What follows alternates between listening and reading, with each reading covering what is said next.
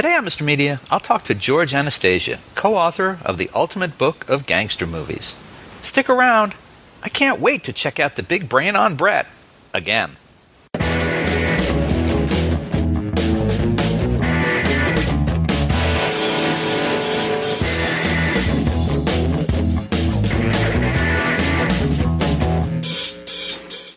So much media, so little time. Who keeps track of it all? That would be me. This is Bob Andelman, and this is a Mr. Media interview. You know, MrMedia.com, MRmedia.com. Stop by and check it out. There are more than 900 archived celebrity and pop culture interviews for your listening pleasure. Mr. Media is recorded live before a studio audience of made men who wouldn't kill as many people if they had to clean up after themselves in the new media capital of the world, St. Petersburg, Florida. Every criminal I have put in prison, every cop that owes me a favor, every creeping scumbag that walks the street for a living will know the name of Verbal Kint. The danger of writing the ultimate book of anything is if you wind up demonstrating that you ultimately don't know much about everything. Now, that didn't turn out to be an issue for George Anastasia and Glen Macnow, co-authors of the ultimate book of gangster movies. Their list of the 100 greatest gangster films of all time includes just enough of the films you'd expect to see and enough surprises to convince the skeptics among us that they did their research. The book is packed with detail and affirmation of why any one of the 100 deserves its place on the list, from the Godfather films at numbers 1 and 2 through The Freshman at number 100. And yes, it's truly Marlon Brando's world, and if we keep accepting his offer we can't refuse, he'll probably let us keep living in it. They know no one will agree with the entire list. They want us to debate the merits of certain choices. Maybe Woody Allen's Bullets Over Broadway, for example. Of course, with a thoroughly gangsta name like Anastasia, and of location in New Jersey, my guest today knows it has to be good, right? George Anastasia, welcome to Mr. Media. Thank you. It's a pleasure to be here. I appreciate it. Good to have you. You know, there are certainly some movies scattered throughout the book that will cause some good arguments, but have you been challenged at all about the first two Godfather films being at the top, or is everyone in agreement on that? I think most people recognize the Godfather movies kind of set a standard. A couple people we've talked to would argue that Goodfellas should have come in ahead of the Godfather movies only because Goodfellas is probably more realistic. But, I mean, that's the whole point of the book, is to have debate about this. I think you can argue about the rankings, but I think if you look at the top 10, the top 20, I think we're on pretty solid ground in terms of those are the top 20 best all-time gangster movies. Now, I got to ask you, Joe Pistone, who is Donnie Brasco, of course, and has been on this show. He was one of the first guests on the show several years ago. I got to ask you, though, if he had not agreed to do the forward, would Donnie Brasco still be in the top 10? And listen, nobody's listening, so tell me the truth. No, absolutely. In fact, Goodfellas and Donnie Brasco, from my estimation, and I cover organized crime for the Philadelphia Inquirer, Goodfellas and Donnie Brasco are the two most realistic gangster movies I think that we have in the book. They really capture that the life, and it's treacherous and gritty and dirty. There's not a lot of nobility or honor. And I think, I would argue, and Glen and I have had this debate, I would argue that Pacino in Donnie Brasco is his best gangster role. I mean, he nailed Lefty Ruggiero. It's not Pacino playing Michael Corleone, it's Pacino as Lefty Ruggiero. And I think the only other movie he did that was when he portrayed Serpico. In the only other movies, it's great acting, but you know it's Pacino being the guy. Serpico, definitely my favorite Pacino movie. I love that movie. I got to admit, I'll probably get some heat for this. I'm not a huge Goodfellas fan. I don't know, something about it that just, Godfather movies, tremendous movies. I think Donnie Brasco is a great movie. I don't know. I never got into Goodfellas. You'd be on the short side of that argument. A lot of people love Goodfellas for a lot of different reasons. The acting, the pacing, the music. It really, I think, caught a vibe, caught the way that life really is. And you don't necessarily have to like these guys, but I think Henry Hill and the guys around him were what they were. And I think they did a great job. Scorsese did a great job putting the movie together. Oh, Anthony. He's a big boy. He knows what he said. What'd you say? You're right. Funny how? What? Just, you're funny. You mean, So? man, let me understand this, because maybe it's me, I'm a little fucked up, maybe. But I'm funny how? I mean, funny like I'm a clown, I amuse you? I make you laugh? I'm here to fucking amuse you? What do you mean funny? Funny how? How am I funny? Just, how you tell the story. What? No, I don't know. You said it. How do I know? You said I'm funny. How the fuck am I funny? What the fuck is so funny about me? Tell me. Tell me what's funny. Get the fuck out of here, Tommy. You motherfucker. I almost had him. You stuttering prick yet? Frankie, was he shaking? All right, so sort of take us behind the scenes with you and your co-author, Glen. What did you guys most agree upon on the list? What was the easy part about putting the list together? I mean, when I was approached to write this with Glen had done an earlier book called The Ultimate Book of Sports Movies. And the publishers, when they came up with the idea for the sequel, said to Glen, you got to contact Anastasia. He's the mob expert, blah, blah, blah. So we sat down in a pizzeria, had some wine and a pizza, and we talked about, all right, here's the top 30 movies. We know these are going to be in the book. So let's sort that out. So we had like a list of 30, 35 movies, and we had like a football draft. And we each picked one, and we ended up with 15 each. And then we built off of that. We didn't have too many arguments in terms of the ranking. Once, I joined Netflix. He did. We started getting films. We would look at a film, write an essay. He'd send me his. I'd send him mine. We'd talk about it. And ultimately, when we had about 60 or 70 done, then we started to think about, all right, what ranks where.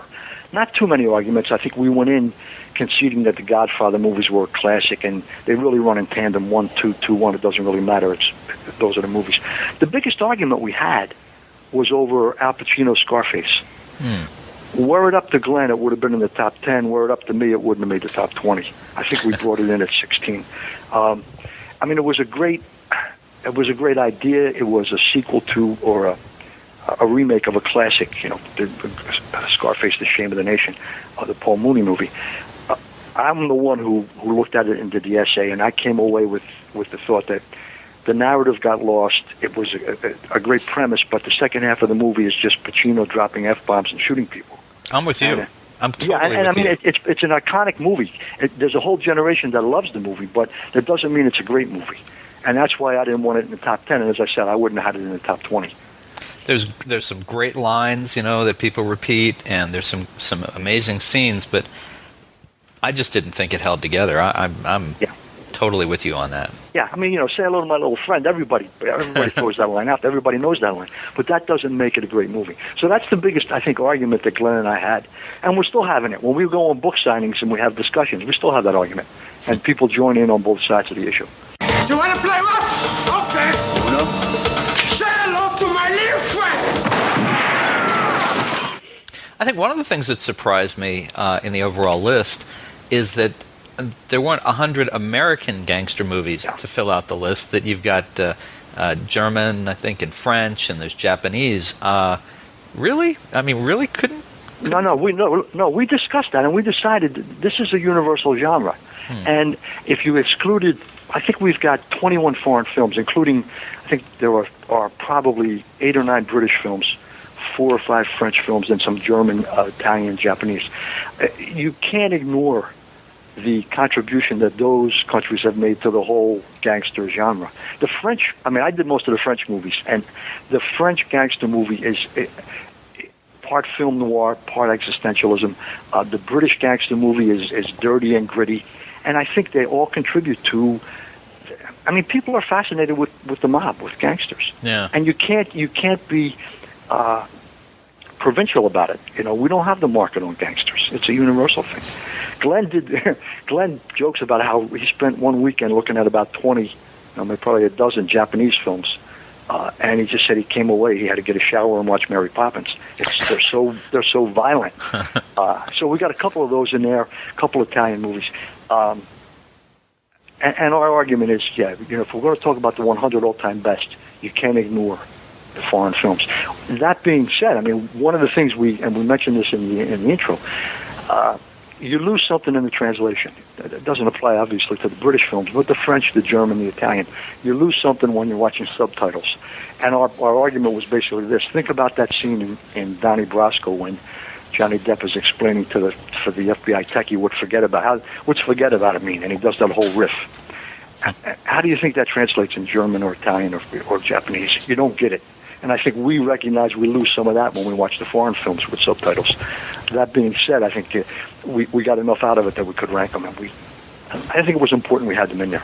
Well, in some ways, I know that. I mean, the Japanese gangster film is somewhat more frightening, I think, to a non-Japanese speaking audience because it's like you said. I mean, they can be so violent, and there's no sense that there's any empathy going on whatsoever. Yeah. I mean, that's one of the things I think we come away with some of the foreign language films is the wanton brutality, and that's the way that Underworld is. Infernal Affairs, the Hong Kong movie, was the movie on which The Departed was based. Mm-hmm. It's another foreign movie that we have in the book that came out of Hong Kong. So, I think everyone plays off of everyone else, everyone borrows from everyone else, but it's all part of this universal genre, and that's what we try to get at. Were the international gangster movies of the 50s and 60s more violent and more, more violent, I guess? Certainly the international films were sexier because they had different standards, but were they more violent than the American films even back then, or were they still a little restrained as our films were at the time? I think it depends on the country. I think Japanese were always into the violence. The French, on the other hand, were the film noir kind of sophisticated. The British films, I think, were grittier and told the story told from the street, and it was a man against the organization kind of thing. So it varied. I think the violence levels, I think, are more intense today than they've ever been. I mean, you look at a movie like Scarface or some of the black underworld films that we've had in the book, King of New York, those kind of things. Tremendous amount of shooting and a very high body count.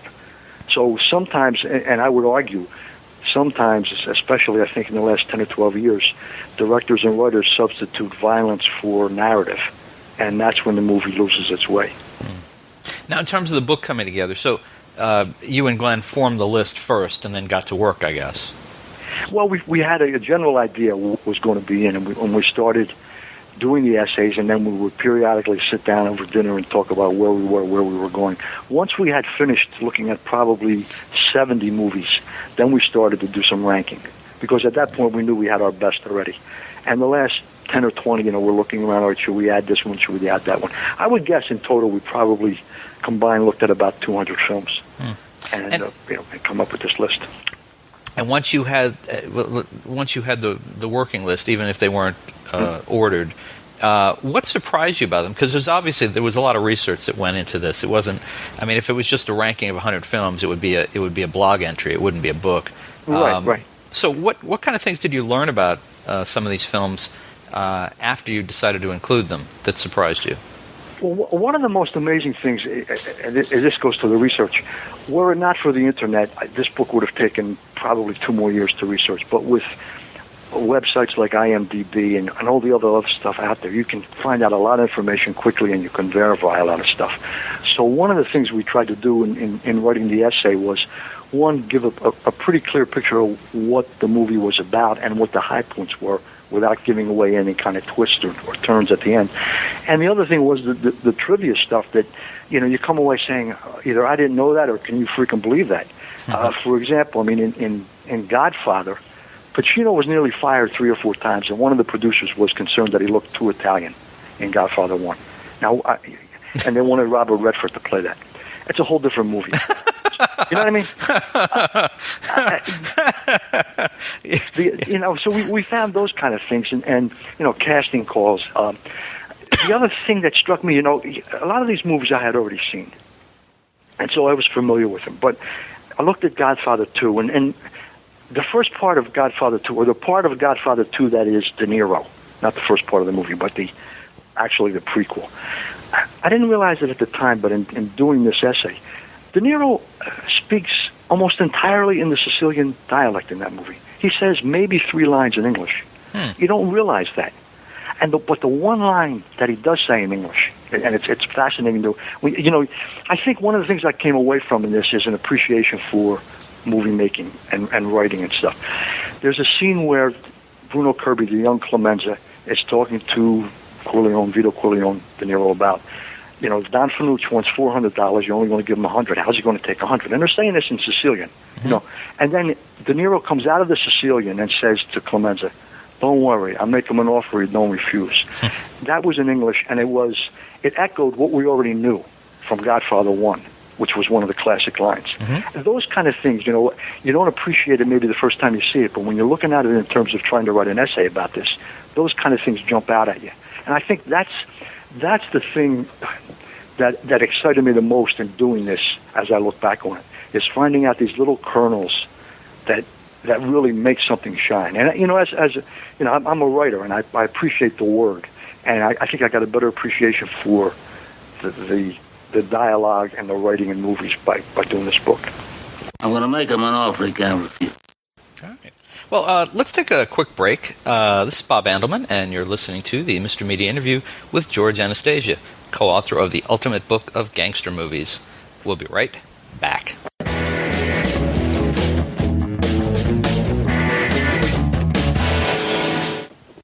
Too hard, you ate too much, the cheesecake made you greedy. Let your aching head and stomach hear this message from old Speedy. Alka-Seltzer, plop, plop, fizz, fizz, oh, what a relief it is. Plop, plop, fizz, fizz, oh, what a relief it is. Ah, those Speedy Alka-Seltzer bubbles burst into action to relieve your upset stomach and aching head fast. Use only as directed. Oh, what a relief it is. What a relief. Hi, this is George Kennedy. I have a book out. It's called Trust Me. You know what the book is about? The book is about me looking you straight in the eye and telling you the truth about whatever.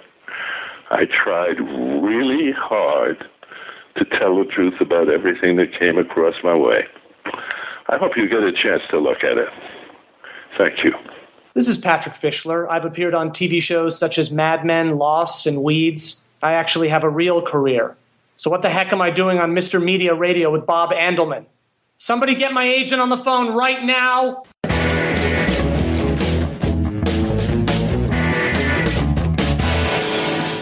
This is Bob Andelman, and you're listening to the Mr. Media interview with George Anastasia, co-author of the Ultimate Book of Gangster Movies. George, one of the movies on the list with which I was not familiar is, at least I don't think so, is Underworld USA starring Cliff Robertson. Reading about it, I wondered if there might ever be a director's cut produced, and if there was any chance that more of the original cut could be restored, or if it's gone. That was one of the movies that Glen discovered and Glen wrote about, and that's a really good question. I mean, there's a lot of that. A lot of those movies, there's information, and I think there's film floating around out there, but whether anybody has the wherewithal or the desire to do that, it's really kind of a niche kind of thing. People who are into this, I think, would like to see that. It was Cliff Robertson and Samuel Fuller was the director, and we ranked it at 42, which is pretty high ranking. It came out in 1961. So I think there are a couple movies like that where... I mean, and that's the other beauty of this. I think that Glenn and I both have our own personal favorites that maybe don't make the top 10, but they're movies that, we like and we'd like to see more people be aware of. One of my favorites is The Friends of Eddie Coyle. Oh, yeah. A Robert Mitchum movie. Great book, too. I remember reading the book in the 70s. Yeah. Yep. George V. Higgins, the former prosecutor. And I think it's one of Mitchum's best performances. So, Underworld USA, The Friends of Eddie Coyle. I also liked The Road to Perdition, which was Tom Hanks as a gangster. A lot of people didn't like that. I thought it was very well done. And then one of my all-time favorites is The Pope of Greenwich Village, which people of my generation are familiar with, but a lot of young people I talk to don't even know that movie. And it's Mickey Rourke. Mickey Rourke, yeah, okay. That's what I thought. It's just a really, really fun movie. Now, coming back to Underworld USA, though, I'm guessing from the description, I guess that Glenn wrote, of what was cut by the was it PCA? It was the overseeing committee. The things that were forced to be cut from that movie, if they had managed to stay in, or if they could be restored, my sense was that movie probably would have ranked higher on the list if you could see it in its original form. Yeah, I think so. And I mean, we can only evaluate the movies based on what you, the public, see. So, yeah, I mean, I think that's one of the arguments that Glen would make, that this thing had so many revisions. I think there were 4 script revisions, dozens of post-production edits. And, I mean, one of the problems with, and this was 1961, one of the problems with gangster movies through the 60s, all the way back to the 30s, was the issue of censorship. I mean, and that's one of the other things we came up against. And we would make an argument that Don Corleone and Michael Corleone could not have been were they a 1930s film, because a 1930s film, 1940s film with the censorship issues, gangsters had to come to a bad end. You couldn't glamorize the gangster life. It was almost like, the French novelists from the 18th century. They could write about all manner of debauchery, as long as the principal character at the end died a horrible death and was going to burn in hell. Then you can have all the bad stuff. Same thing with gangster movies from the 30s and 40s, and I think some of that sensibility carried on right through the 50s and 60s. And unfortunately, I think a lot of good film got lost because of that. Whether this still exists, whether all of those cuts from Underworld USA are still available, don't know. You guys did a number of interviews for the book. Yeah. Any of those that you got particularly excited about, and was there anyone that you went after who, said no, that turned you down? Oh yeah. I mean, one of the first people, Glen did the actors, I did the gangsters. We got a couple of gangsters in here we interviewed as well. One of the first people Glen went after was Pacino, and basically he contacted Pacino's agent and said, "Look, we can do this on the phone. We could do it via email. Can we get 15 minutes with Mr. Pacino?" And the response was, "Is there any money in it for Al?" Oh, come on. Really? Yeah, I swear to God. So, there was... Right, because he doesn't have enough money. Well, there you go. So, I mean, if you look at the guys we did get to, and Glen got a real kick out of all of these guys. Tim Roth, Joe Montagna, Chaz Palminteri, Michael Madsen, Viggo Mortensen. I mean, they were all really down-to-earth kind of guys. They talked about the craft. They talked about the movies. And I think they added a lot to this book. I talked to a guy named Danny Provenzano, who's a gangster out of North Jersey, another guy named Nick Caramondi, who was a Philadelphia gangster, and they talked about the movies in real life. So, we got, I think, a pretty good mix of sidebars in this book. But, yeah, that was the response. We would have loved to have Pacino and De Niro, but I don't think we had any shot at getting them. Pacino, was there money in it for him? For Al. Any money for Al. That's what the agent said. Any money for Al. I'm laughing, but I mean, I'm constantly... I'll interview a movie star or something. We do a lot of video interviews with the show, and I won't give any names, but there have been actresses who would not do the video interview unless I was willing to pay for their hair and makeup people to come in and fix them up. Like, come on, please. It's not reality based. I got an idea for a movie. Doesn't everybody? There's also a list of 15 worst gangster movies, and my only surprise there is somehow that Dr. Detroit didn't make the list. Well, we could have gone to 20 or 30 if we wanted. The sad commentary is most of those movies, or several of them, are Stallone movies. Almost every gangster movie he was in is horrific. Conversely, when Glen did the Ultimate Book of Sports Movies, Rocky was number 1, the best sports movie ever. Yeah. So, we had that. We had Mickey Blue Eyes, which was another real turkey of a movie. But, I mean, we could have probably done 50 if we wanted terrible gangster movies. But Dr. Detroit, come on. A lot of them. It's funny. I had Bruce J. Friedman, the writer, was on about a month or two ago. And Dr. Detroit was always this movie that I had. It was kind of a guilty pleasure. I thought it was funny. I thought it was entertaining. I know most people hated it. I didn't realize until he told me that he had written it, and I was like, oh my God. So, talking to you, I thought, I got to bring up Dr. Detroit. Now, you also connect the dots between everyone, not everyone, but everyone who appeared in the Sopranos TV series who had previous gangster movie credentials. Personally, you mentioned De Niro. I always thought it was a shame that they never found a way to get De Niro and Joe Pesci to drop by, the Bada Bing, even in a cameo of some sort, just to continue that connection. No, that would have been classic, and maybe it was a question of there wasn't enough money available. Who knows? I think you're right. I think the Sopranos. What's in it for Bobby D? Sorry. Yeah, exactly. But the Sopranos. I cover this stuff in reality. The Sopranos really nailed the American mafia at the turn of the century and all the problems that a wise guy has in coping with the next generation. Thinking about how better it was the past generation, all of that. I mean, David Chase and those guys did a great job, and it would have been really fun, even to have, not even to give them a speaking line, just have De Niro and Pesci sitting at the Bada Bing drinking a beer. That would have been hilarious. That would have been great. Yeah, I agree with that. I gotta ask, because I didn't know what you were going to sound like until you got on the phone. You have a voice that sounds like it could easily be in any of these movies. I gotta ask, what is your affinity for gangsters and writing about them, and Well, I mean, I'm second generation Italian American. My grandparents came from Sicily.